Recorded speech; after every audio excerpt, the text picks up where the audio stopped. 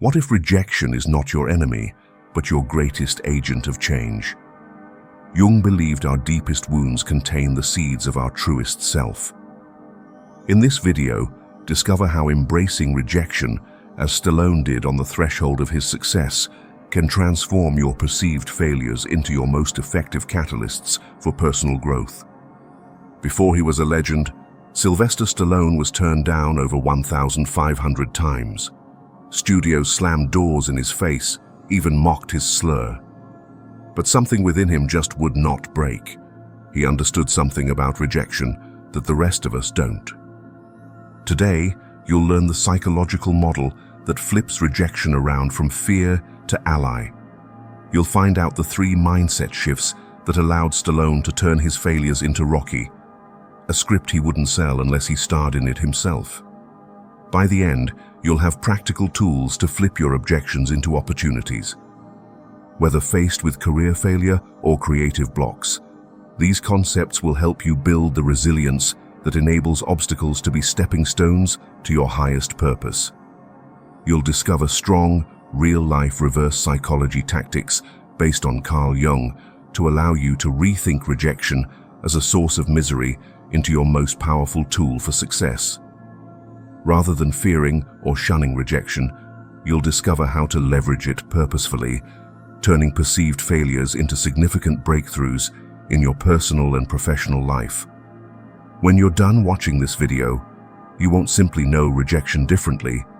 You'll have practical, step-by-step techniques to get over it and tap into its hidden power.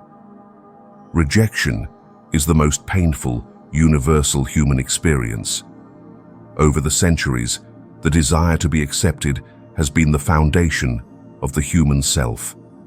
We look for acceptance from parents, peers, and authority figures in childhood. But what happens when that validation never arrives? How does our self-perception shift when we face rejection in love, work, or personal relationships? For this, we refer to the works of Carl Jung. Jung, in his classic book on the unconscious, introduces us to a radical concept that rejection is not a singular occurrence, but a reflection of our own unconscious shadows, the things in us that we reject in anticipation of rejection. His theory asks the question, what if rejection were never the opponent? One of the most painful wounds we suffer, both privately and as a society, is the fear of rejection. Leave a star emoji in the comments if you agree. Rejection, not being accepted, not being picked, these hit at the heart. We have been conditioned to equate rejection with failure. However, Jung challenges us to look deeper. To him, everything that disturbs us holds a hidden message waiting to be deciphered.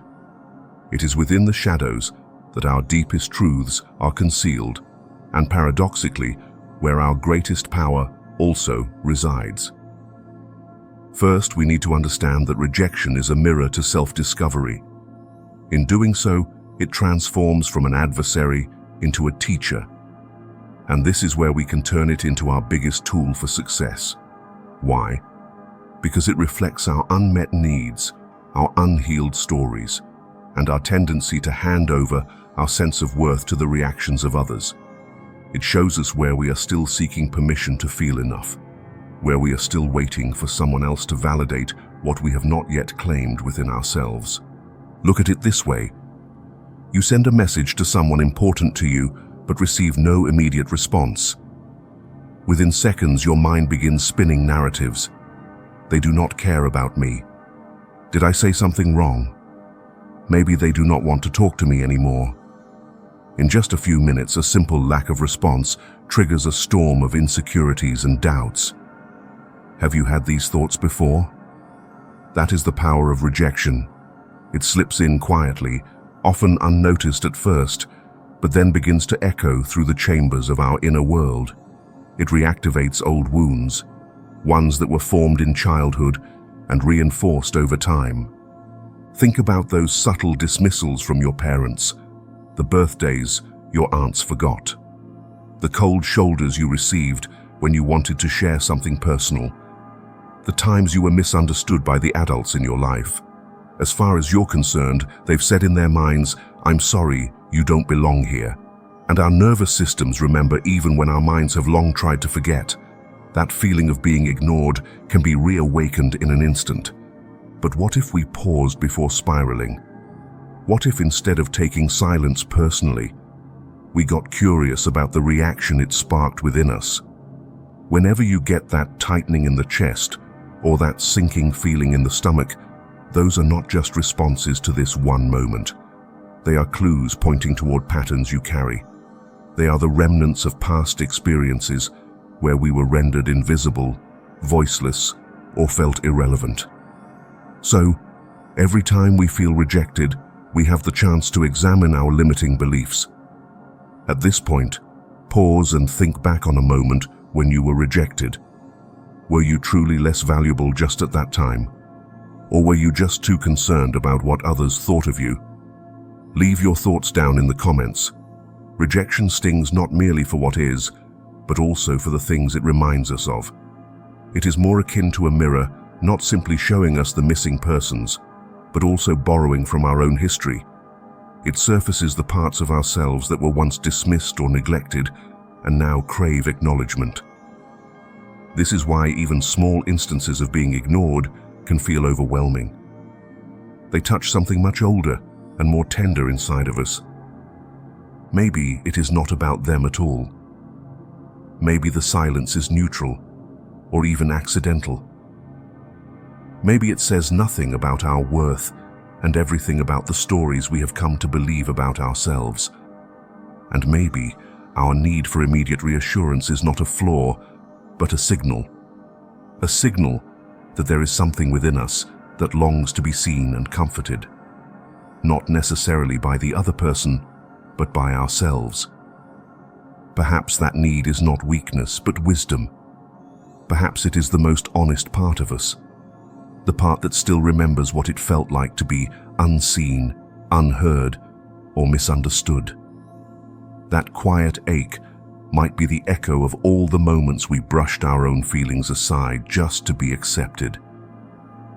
And now, in the face of silence, it rises again, not to punish us, but to remind us that we have become so good at analyzing the behavior of others that we forgot to tend to our own hearts.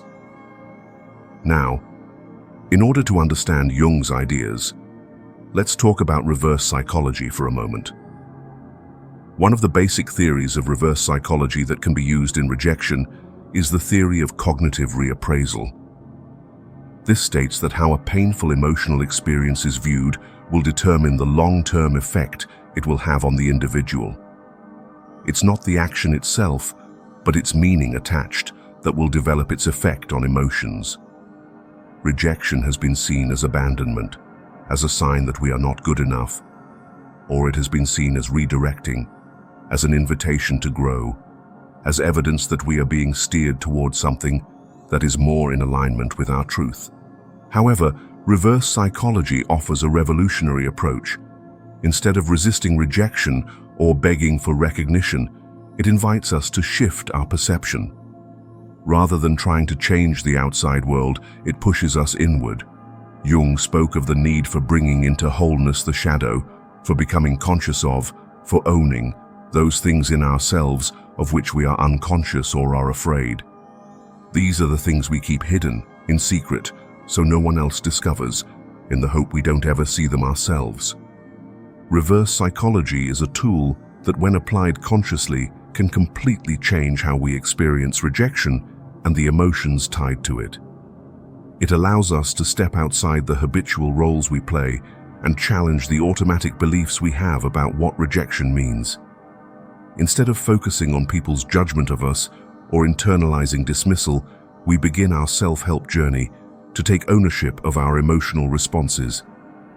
We start to ask, not how can I avoid this feeling, but what is this feeling here to teach me? One thing that rejection does is that it does not create that space for insecurities, but exposes it. If rejection reminds us of how unworthy we are, instead of running away from this sensation, we could ask ourselves, why am I trying to get this outer world's acceptance? What in me am I not respecting? There is always a mismatch between how we are trying to be in the eyes of the world and how we are feeling within. This mismatch is fertile ground for insecurities. Another truth we need to accept is that rejection has a way of shaking the foundation we have built our identity. The stories we have told ourselves for years begin to crack. It stirs up repressed fears and unresolved business. It makes us nervous because it strikes the parts of us that we work so hard to conceal. Fear of not being good enough, the premise that we must labor for love, the habit of forsaking ourselves just to be chosen. But in doing so, it also reveals to us what we will outgrow.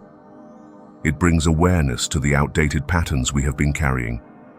It challenges us to redefine what worth means on our own terms, not as something fragile or conditional, but as something rooted deep within that cannot be taken away by someone else's inability to see it. You probably know someone who has changed themselves many times or overdone it just to avoid rejection. Your friend who has changed career paths too many times. That friend endures a relationship that isn't healthy for them. We adapt, we change, and too often we trade our authenticity just to fit in. There is a subtle cost to all this adapting.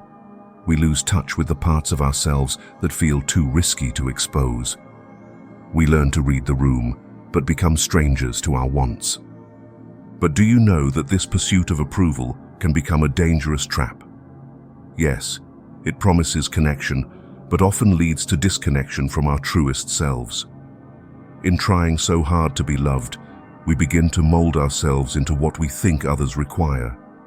We silence our wants, fuzz our boundaries, and censor our true nature to fit into spaces never built to hold us.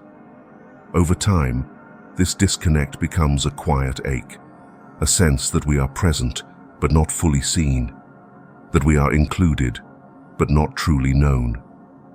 It teaches us that with the right amount of emotional intelligence, acceptance is something to be earned through performance rather than something we inherently deserve. We start to believe that we must be impressive to be embraced, that love is a reward for perfection rather than a space where we can simply exist as we are. We begin to get mixed up between being liked and being loved, and being needed and being valued. These are subtle but key differences that affect how we relate to ourselves and to other people. Jung reminds us that true transformation happens when we stop searching for answers outside ourselves and instead turn inward to discover what has always been within. This is where reverse psychology works best. It is in this inward journey that we find the parts of us we have buried beneath layers of people-pleasing and self-doubt. The parts we hide the most are often the ones that carry the greatest potential for growth. They hold our rawness, our truth, our creative fire. They are not flaws to be corrected, but invitations to be understood.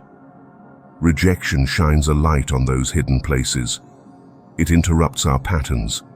It strips away the roles we play and asks us to look more closely at who we are when no one is watching, when there is no applause to chase or earn. What remains in those quiet moments is the essence of who we are. And the more we come to know that essence, the less we depend on the world outside ourselves to inform us about who we are meant to be. Rather than seeing rejection as an end, we can begin to recognize it as a beginning, a clearing, a quiet invitation to listen more deeply to ourselves, to ask what we actually want rather than what we think others want from us. It becomes an opportunity to rediscover ourselves, build unshakable self-worth, and remember that our value is not determined by what people think of us. It never was. Accepting our shadow, integrating our wounds, and embracing the uncertainty of rejection can lead us to a more fulfilling and authentic existence. These are not abstract principles to be practiced only during periods of deep reflection. They are invitations to bring more awareness into the way we move through the world. Every uncomfortable interaction, every ignored message, and every moment where we feel unseen can become a doorway back to ourselves. Jung taught that the shadow, the suppressed, unacknowledged parts of ourselves, is not something to be eliminated, but rather something to be integrated. These are the aspects we have learned to silence because they were labeled as wrong, too much, not enough, or unlovable. They live beneath the surface, shaping how we relate to others and ourselves. Rejection has a way of exposing the shadow. It brings up the discomfort we usually try to hide. And in this exposure lies a rare opportunity. Rejection is not a punishment. It is a golden opportunity to deepen our self-awareness, to improve ourselves, to become more intimate with our inner world, to learn how to be steady in the face of uncertainty. In this journey of self-discovery, there is no better guide than our own shadow. As Jung famously said, "What you deny enslaves you, what you accept transforms you." So, are you ready to turn rejection into your greatest ally? If you are, type "I'm ready" in the comments. So how do we apply this wisdom in our daily lives? It begins with awareness, noticing the instant stories we tell ourselves when rejection shows up, catching the spiral before it pulls us under. We can pause. We can ask different questions. Don't ask, "Why did they do this to me?" But what is this reaction revealing about me? What fear is being activated? What is it within me that is asking for compassion and not judgment? The second step is to practice radical self-acceptance. We're not talking of a passive state of resignation, but an active and courageous decision to meet ourselves exactly where we are. Instead of frantically trying to make others like us, turn inwards and begin to build a relationship with ourselves on the foundation of compassion and truth. What would this cost you? One word: acknowledgement. You'll have to accept the parts you've been taught to hide, the vulnerability, the doubt, the longing. It means reminding ourselves again and again that we are worthy of love even when we are not chosen, that our value does not fluctuate based on someone else's ability to see it. A strong inner foundation is not built overnight, but with each moment of self-affirmation, each choice to be kind to ourselves when we feel most unworthy, that foundation becomes more solid and more enduring.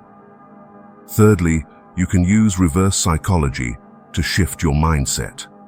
If someone rejects you, don't see it as a loss, but as redirection. What if this is not protecting you from something that is against your goals and dreams? What if rejection isn't a slammed door, but a push along an alternative way? Will this realignment eliminate the pain of rejection? But it changes how we carry it. Reverse psychology may be the key to this integration. When we are rejected, we tend to rebel.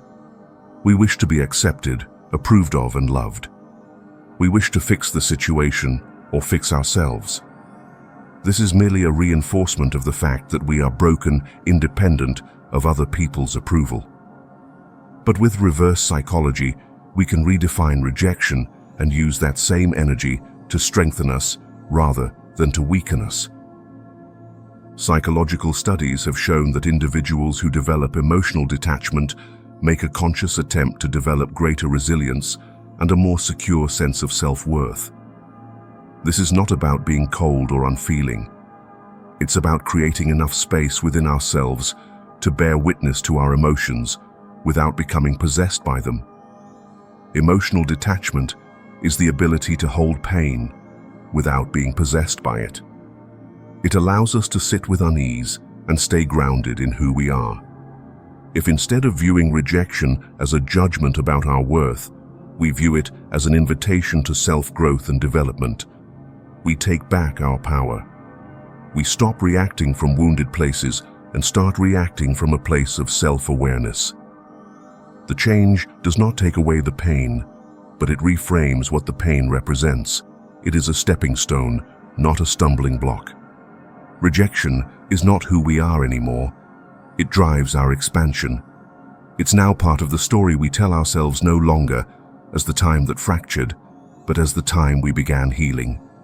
And in healing, we're not seeking wholeness from others anymore, but discovering the wholeness that was always present. Jung felt the soul needs independence in order to develop, and some degree of that derives from leaving go of requiring positive reinforcement. As long as we set our worth meter by other people's standard, then we remain part of the cycle, pleasing, being pleased. Real growth requires a breakup of the pleasing cycle.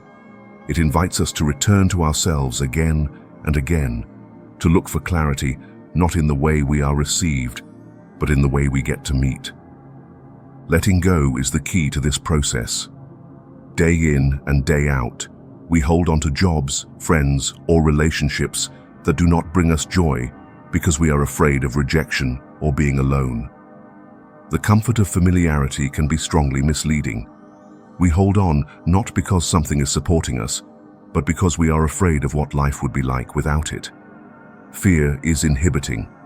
It silences the wiser voice within that sees when something is over.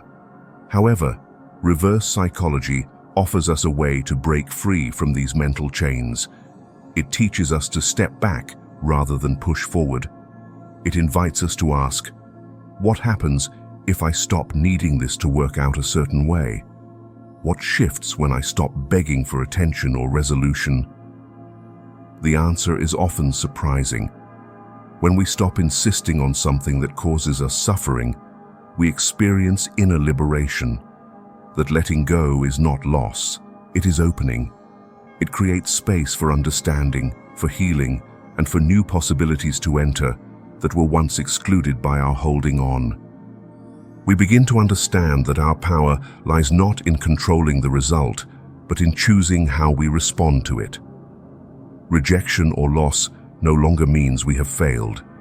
It simply means something has fallen away to make room for something more aligned. This is the quiet revolution of reverse psychology. It turns the energy we once expended looking for support outward, inward, where it is accessible to create resilience, clarity, and a deeper understanding of who we really are. Lastly, when we release the need for affirmation from others and embrace the idea that everything happens for a reason, we become newly liberated. No longer are we at the mercy of others' opinions or trapped in cycles of over-analysis of each interaction. We begin to understand that our worth is not something to be negotiated. It is not dependent on how we are treated, but on how deeply we know and accept ourselves. We start to realize that we don't need the world's consent to be whole. That wholeness has always been inside us, waiting for the static to clear so that we can hear it. The more we let go of needing things to go in a specific manner, the more space we have for life to surprise us. Possibilities that once seemed distant begin to flow more easily. Relationships that feel effortless begin to replace those that once drained us. It is not because we are trying harder, but because we are finally aligned with our truth. It is in this state of authenticity and self-assurance that we begin to attract experiences that genuinely align with our essence. We stop chasing and start receiving. We stop performing and start living. There is a quiet strength that comes from no longer needing to prove anything, from trusting that even the detours and the disappointments have a purpose. So the next time you face rejection, remember that it is not the end. It is an invitation to grow, to trust the process, to allow life to lead you toward what truly belongs to you. Rejection is not a dead end. It is a message from the universe redirecting your energy towards something more in tune with your destiny. In the moment, it may feel like a loss, yet often it is the very thing that makes way for more alignment, more connection, and unforeseen growth.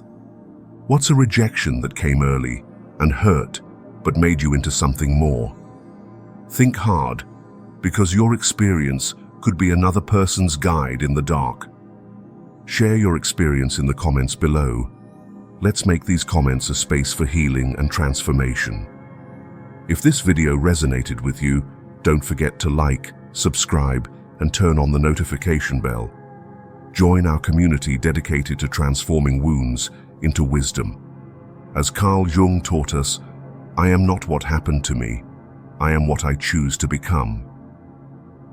Pick your path, pick your power.